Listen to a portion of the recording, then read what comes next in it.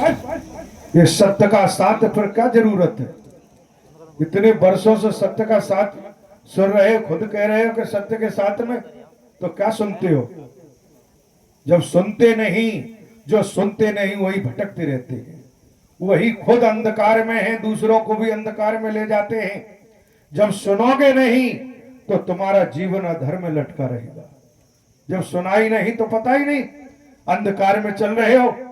और मन लगा के जब यहां सुनोगे, बताया जाता है जो वचन मानता है, वचन मान के कर्म करता है, तो धंधा हो, रोजगार हो, खेती बाड़ी हो, व्यापार हो, मेहनत मजदूरी, इसमें बढ़ोतरी होती है।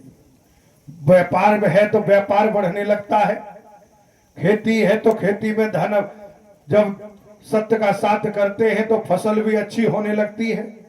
नौकरी नहीं है, मेहनत करेंगे तो नौकरी भी प्राप्त हो जाती है जब मेहनत करेंगे। क्यों? क्योंकि नीति है, न्याय है तो मदद मिलेगी, वो अनीति है तो मदद नहीं मिलेगी।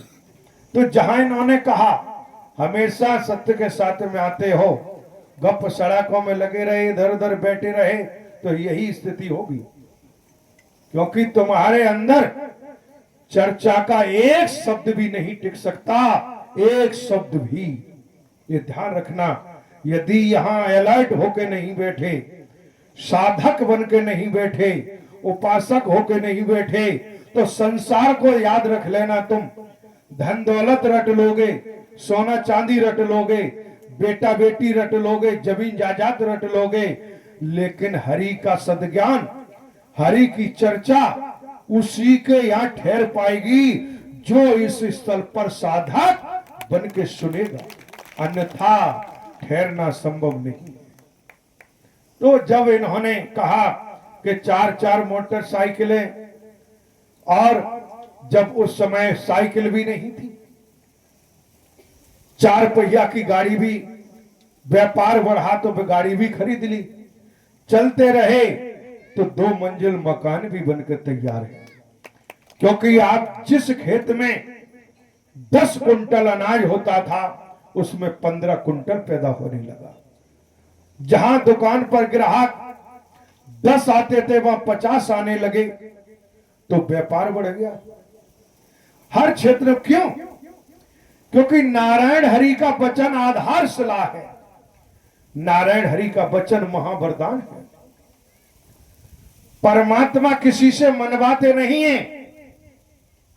सूर्य निकला हुआ है, आपको रोशनी में आना है नहीं आना, सूर्य के प्रकाश को प्राप्त करना है कि नहीं करना, आपकी मर्जी है।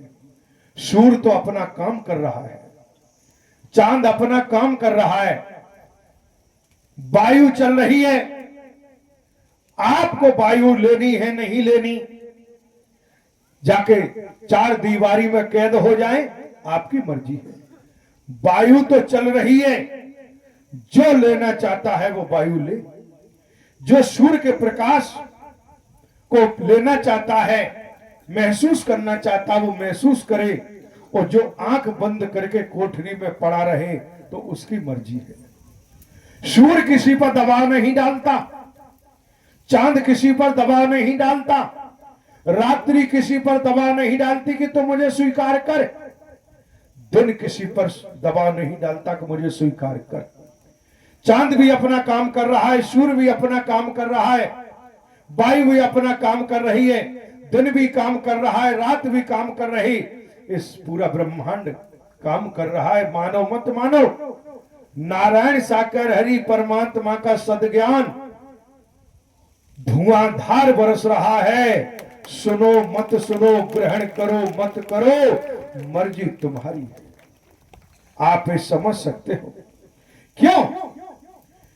जब भंवर में नैया होगी, खेवैया कोई नहीं होगा, तब नाव का पता चलेगा कि नाव की क्या कीमत है। आज नाव को ठुकरा दो, नाव को ठुकरा दो, ठोकर मार दो, नाव तुमसे नहीं कहेगी कि मुझे बिठा लो, मुझे रखो, मुझे बांध के रखो, नाव नहीं कहेगी, ठोकर मार दो। लेकिन भंवर में नाव फंसी होगी, किनारा नहीं कोई होगा। उस समय वही नाव का सत्य धर्म की नैया नारायण हरि परमात्मा का सदज्ञान याद आएगा। ये सदज्ञान होता, कहीं कर्म में ढाल लिया होता तो हम भी भव से पार हो गए होते। जिस तरह भीष्म पितामह को पछताना पड़ा, जिस प्रकार भीष्म पितामह को अफसोस हुआ जब कुरुक्षेत्र में पांडव कौरवों की सेनाएं आमने सामने हैं और अर्जुन और श्री कृष्ण के बीच में वार्तालाप हो रहा है। श्री कृष्ण अर्जुन से कुछ कह रहे हैं, अर्जुन श्री कृष्ण से कह रहे हैं, दोनों के बीच वार्तालाप चल रहा है। भीष्म पितामह जब इस वार्तालाप को देखते हैं तो दुर्योधन से कहते हैं, दुर्योधन मैंने तेरा अन्न खाया, मैंने तेरा नमक खाया, तेरा अन्न खाने से मेरी बुद्धि भ्रष्ट हो गई। आज मेरी बुद्धि भ्रष्ट न हुई होती तो मैं तो तेरे साथ नहीं खड़ा होता, और तेरे साथ खड़ा नहीं होता तो आज जो वार्तालाप अर्जुन और श्री कृष्ण के बीच में हो रहा है वो आज काश कहीं सुनने का अधिकारी मैं भी होता। लेकिन तेरा अन्न खाया है, तेरे साथ रहा, तेरा साथ दी, अन्न खाया तो बुद्धि भ्रष्ट हो गई। स्पष्ट है जो जैसी संगत करेगा वैसी ही रंगत आएगी। जैसा अन्न खाएंगे वैसा ही आपकी ऊपर अन्न का प्रभाव सवार अवश्य होगा, वैसा ही तो मन हो जाएगा अन्न के आधार पर। इसलिए संगति का बहुत बड़ा फर्क है। तो आप समझ सकते हो, आज भले ही सत्य के साथ में आप आए और आने के महत्व को न समझे, आप सोचें कि संचालन करता वकील साहब तो सुना रहे हैं, जो वो सुना रहे हैं वो तो हम भी जानते हैं, वकील साहब बता रहे हैं इससे तो ज्यादा हम भी जानते हैं।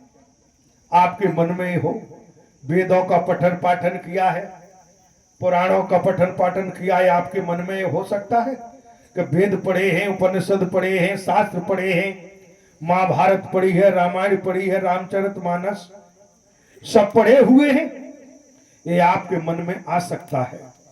और संचालन करता जो बता रहे माइक से, इनसे ज्यादा तो हम जानते हैं। ये मन में भाव होगा, आपके मन में आ सकता है, लेकिन आप जहां कहते हैं कि ये तो हम भी जानते हैं, तो स्पष्ट सुनो कि जब नारायण हरि एक शब्द वो है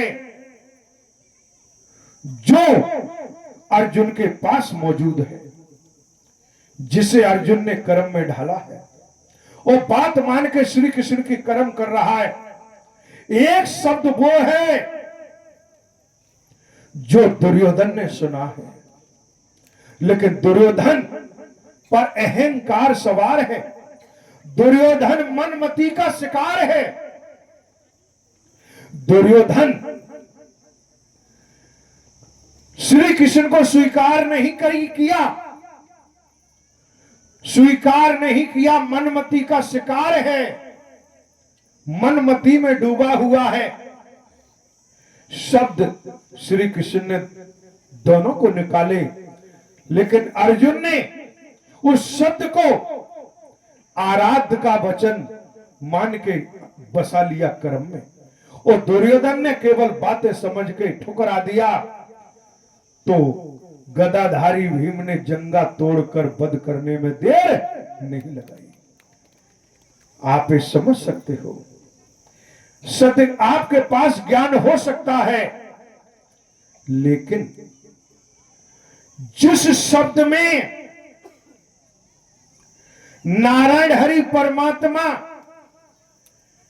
की महिमा, नारायण साकर हरि परमात्मा की रहमत, नारायण साकार हरि परमात्मा की कृपा न हो, वो शब्द कभी प्रभावशाली नहीं हो सकता। आप ये समझ सकते हो? क्यों? ठीक उसी प्रकार कुरुक्षेत्र में बाण अर्जुन चला रहा है, लेकिन बाण के साथ चल सुदर्शन चक्र रहा है, बाण से भी आगे। सत्य दिखने वालों को दिखाई दे रहा है कि अर्जुन ने बाण छोड़ दिया, अर्जुन बाण चला रहा है, लेकिन जानने वाले सद्बुद्धि वाले देख रहे कि अर्जुन बाण छोड़ रहा है, लेकिन अर्जुन के बाण के साथ आगे आगे सुदर्शन चक्र चल रहा है। तो विजय श्री विजय पताका जब श्री कृष्ण चाहते थे कि नाम अर्जुन का हो, और कार्य श्री कृष्ण ने किया, अर्जुन को निमित्त माध्यम बना दिया। उसी तरह आप समझिए, जो सत्य का साथ आपको मिल रहा है, जो जानकारी आपको दी जा रही है, ये संदेश नारायण साकर हरि परमात्मा का पहुंचाया जा रहा है आप तक। किसी आदमी का नहीं है, किसी व्यक्ति का नहीं है, किसी जन्म लेने वाले मरने वाले का नहीं है, ये संदेश है। और संचालन के द्वारा आप तक ये संदेश पहुंचाया जा रहा है। ये संदेश ही सत्य अमर है। क्यों? स्पष्ट उजागर कर दिया कि मानव धर्म सत्य था, है और रहेगा। मानव मानव को गले लगाना, मानव मानव से प्रेम करना, बिखरी हुई मानवता को इकट्ठा करना, टूटी हुई मानवता को जोड़ना, यही सत्य सनातन है, यही सत्य धर्म है। और नारायण ही सनातन थे, हैं और रहेंगे, कोई दूजा नहीं। क्यों? नारायण किसी आदमी का नाम नहीं है, किसी व्यक्ति का नाम नहीं है, जन्म लेने वाले मरने वाले का नाम नहीं है। नारायण इस ब्रह्मांड के रचयिता है, इस ब्रह्मांड के कुल मालिक हैं। इसलिए जब सत्य के साथ में आते हो, यज्ञ वेदी पे बैठे हो, हवन वेदी पर बैठे हो, आहुति डल रही है, तो आहुति न डाल पाओ तो डलने वाली आहुति की आवाज को मन लगा के सुनो। आहुति की आवाज को भी सुनोगे तो भरा हुआ कचरा, भरी हुई गंदगी निकल जाएगी। आप ये समझ सकते हो। इसलिए क्यों? क्योंकि आप नारायण साकर हरि परमात्मा ने जो आज आपको अवसर दिया है सत्य के साथ का, जो कुछ समय पहले वो जिंद जो बता रहा था, जिसने अपना नाम नट बताया, नट के रूप में जिंद था, जिसने उजागर किया कि नारायण साकर हरि परमात्मा का सत्य का साथ चल रहा है, आज ये सौभाग्य है, परम सौभाग्य है और परम सत्य है। जो सत्य के साथ में आ रहे जा रहे, वचन मान के चल रहे, उनके जीवन में झांक के देखो, खुशियों की कमी नहीं। और जिनके जीवन में सत्य नहीं, उनके तरफ देखो तो चेहरा अलग ही बता देता है कि कितने दुखों के सागर में डूबे हुए हैं। धन भी है, पद भी है, बेटा बेटी परिवार है, लेकिन सुकून नहीं है। सुकून दौलत से नहीं खरीद सकते, सुकून धन से नहीं खरीदा जा सकता। जिस जमीन के पीछे, जायदाद के पीछे, खेती बाड़ी के पीछे, सोना चांदी के पीछे, धन दौलत के पीछे हम मारे मारे घूम रहे, अन्याय कर रहे, अत्याचार कर रहे, पापाचार कर रहे, तो वसुंधरा कहती है, ये सोना कहता है, चांदी कहती है, नोट कहते हैं, कागज के टुकड़े, कि देख तू मेरा दास बन चुका है, तू मेरा गुलाम बन चुका है। और जो दास बन जाता है उसका कोई जीवन नहीं है। लेकिन तू मेरा दास बन चुका है, लेकिन मैं तेरा दास नहीं हूं। खेती का टुकड़ा भी बोलता है कि मैं तेरा दास नहीं हूं। सोना चांदी रुपया पैसा भी कहते मैं तेरा दास नहीं हूं, तू मुझे मत छोड़, लेकिन एक दिन हम तुझे छोड़ देंगे। जब तू शमशान पर चिता पर पड़ा होगा, एक धागा भी नहीं होगा शरीर पर, तब तुझे पता चलेगा कि क्या लेके आए थे और क्या लेके जा रहे हैं। अरे नारायण का नाम लेते हुए आए हो, अंतिम सांस तक खेती करो, नौकरी करो, व्यापार करो, मेहनत मजदूरी करो, परिवार में रहो, गृहस्थ जीवन जीते हुए नारायण साकर हरि का वचन मान के चलते रहो, तो आनंद नहीं परम आनंद में जीवन व्यतीत होगा। परम सत्य है ये। आप देख रहे हैं यहां मानव मंगल मिलन सद्भावना समागम, ये किसी जाति पाति संप्रदाय का नहीं है, ये कोई मेला नहीं है, नुमाइश नहीं है। और कल्पना करो, महसूस करो कि किसी आदमी का काम होता तो कोई भी अपना रुपया पैसा खर्च करके तपती धूप में खुले मैदान में कोई यहां आने को तैयार नहीं होता। जब नारायण साकर हरि परमात्मा को पहचान लिया, जान लिया और समझ आ गया कि सत्य का साथ चल रहा है, तो सत्य का साथ करना, सत्य वाला कर्म करना हर किसी के बस की बात नहीं है। आप इस झूठ में तो दुनिया डूब जाती है, पाखंड में डूबी रहती है, आडंबर में डूबी रहती है, लेकिन कोई हनुमंत लाल जैसा भक्त है वही परमात्मा को पहचान पाता है। हर किसी के बस की बात नहीं है। आप समझो, जब उपासक बन गए, आज उपासक तो हम धन के हैं, दौलत के हैं, परिवार के हैं, जाति पाति के उपासक बने घूम रहे हैं। तो जब इनके उपासक बने घूम रहे तो सत्य का दर्शन कहां हो। नारायण हरि परमात्मा का वचन मान के चल पड़ो, वचन मान के चलो। नारायण हरि जब जब डंका बजा है तब साकार में आना हुआ है।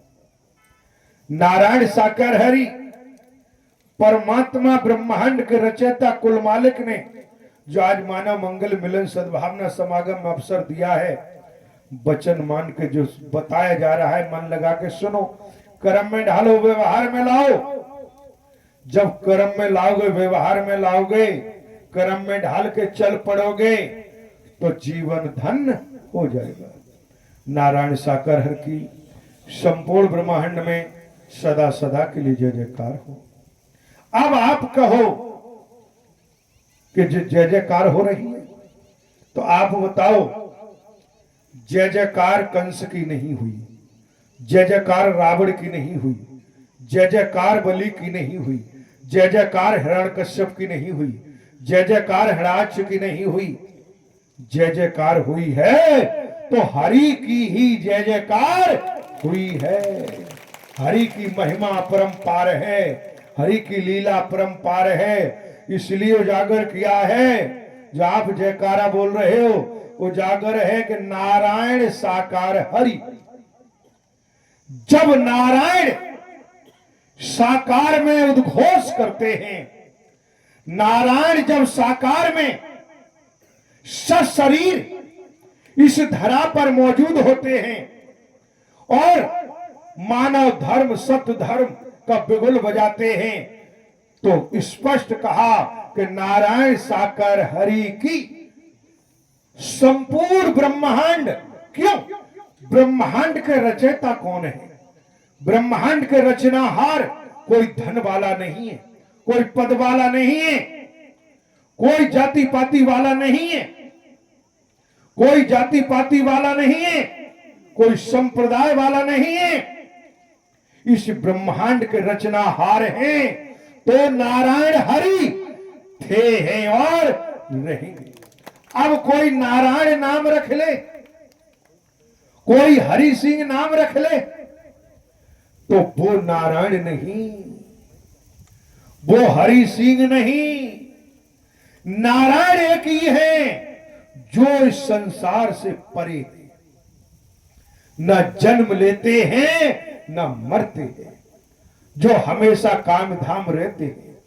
जब जब मानव जीव कर्म भ्रष्ट होता है, धर्म भ्रष्ट होता है, नीति नहीं होती, न्याय नहीं होता, तब तब यही हरि, यही नारायण पसंदीदा घट चुनते हैं, पसंदीदा शरीर चुनते हैं और उसी शरीर में वो परमात्मा निराकार ही साकार में परम प्राकट्य करते हैं, तब नारायण की जय जयकार होती। इसलिए स्पष्ट ढोंग, पाखंड, आडंबर, अंधविश्वास, ढकोसला इनसे नहीं रीझे।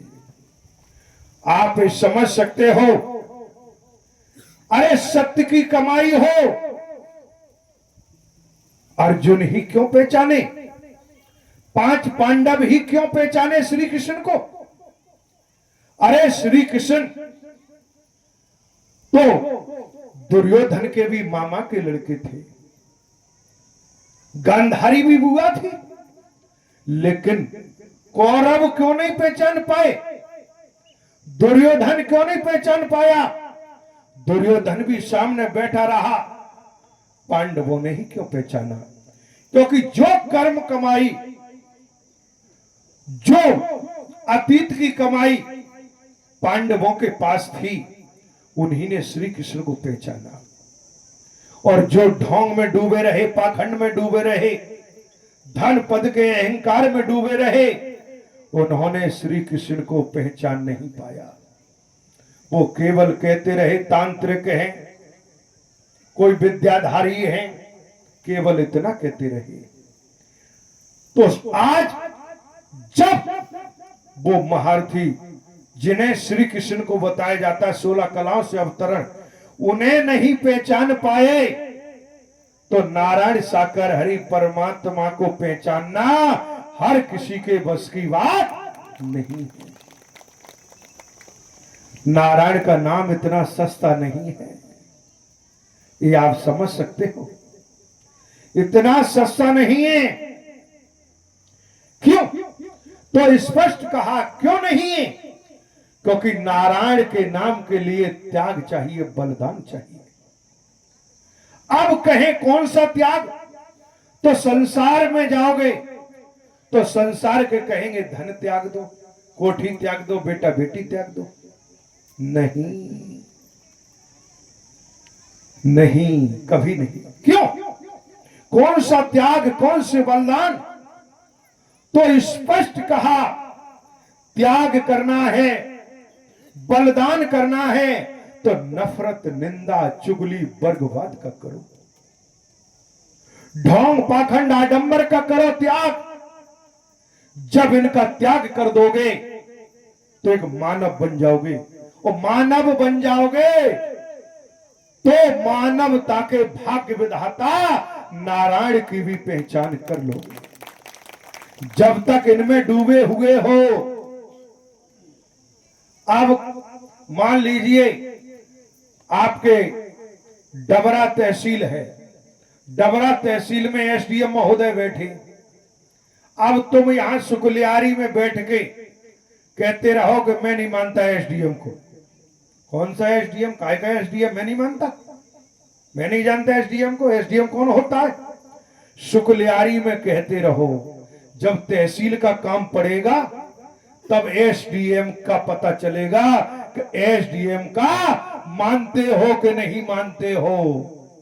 फिर एसडीएम के आदेश का पालन भी करना पड़ेगा और एसडीएम के सामने जाके आवेदन भी प्रस्तुत करना ही पड़ेगा। बैठे रहो। जब वक्त आता है, जब न धन साथ देता है, न सोना चांदी साथ देता है, न परिवार कुटुंब साथ देता है, तब रूह कांपती है, रोते हैं, चीखते हैं, चिल्लाते हैं, तड़पते हैं, कोई साथ नहीं देता, तब कहते हैं परमात्मा कोई सुनने वाला नहीं, तुम कहीं हो तो तुम ही सुन लो। तो नारायण कहते हैं कि आज तुमने सुन लिया, आज सद्ज्ञान को कर्म में ढाल लिया, तो तुम्हें रोने की जरूरत नहीं पड़ेगी। आज सत्य को ठुकरा दिया, मानवता को रौंदते रहे, इंसानियत को रौंदते रहे, ढोंग पाखंड फैलाते रहे, नफरत निंदा फैलाते रहे, तो निश्चित मानो हमारा कर्म ही हमें लेके डूब जाएगा, कभी उबार नहीं सकता, कभी बचाव मिल नहीं सकता है। इसलिए आप ये समझ सकते हो, ये मानव मंगल मिलन सद्भावना समागम सत्य का साथ, और जितना सत्य का साथ जिसने विरोध किया है, इतिहास गवाह है,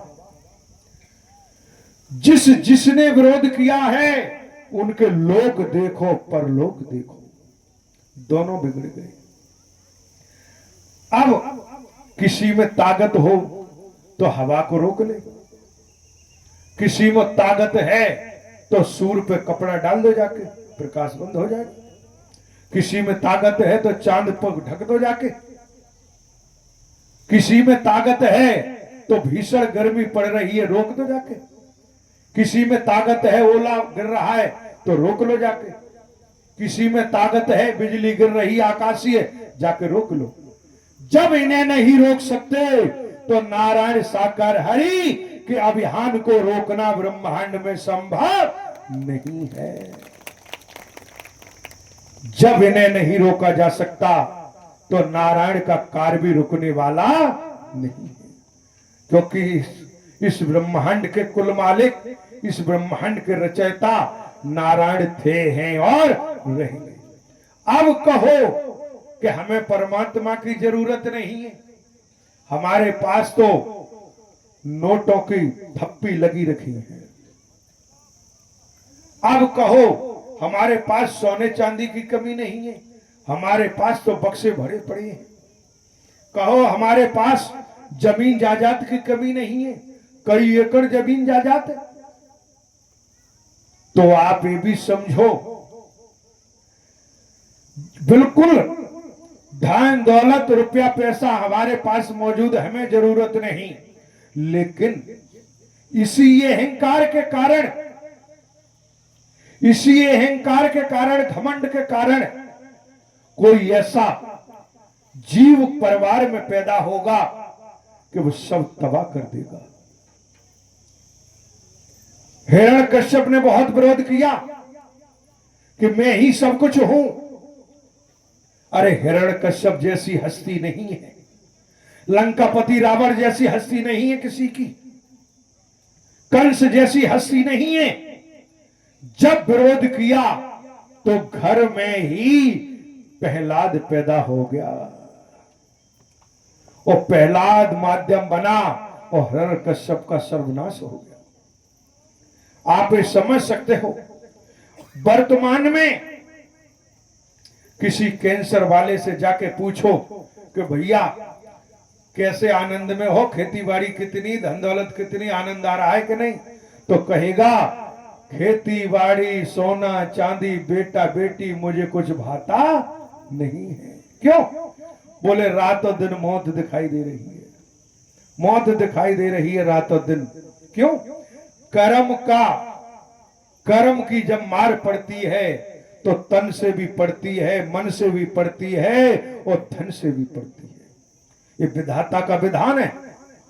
कर्म के विधान को न कोई बदल सका है न बदल सकेगा इस ब्रह्मांड में।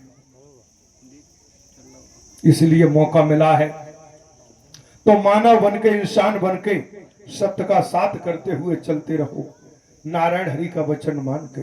अरे इनसे बैर मत करो। जिसने नारायण से वैर किया है दोनों लोक खराब हो गए, इस लोक भी खराब हो गया, परलोक भी खराब हो गया, बचे नहीं। इसलिए इनसे बैर मत करो।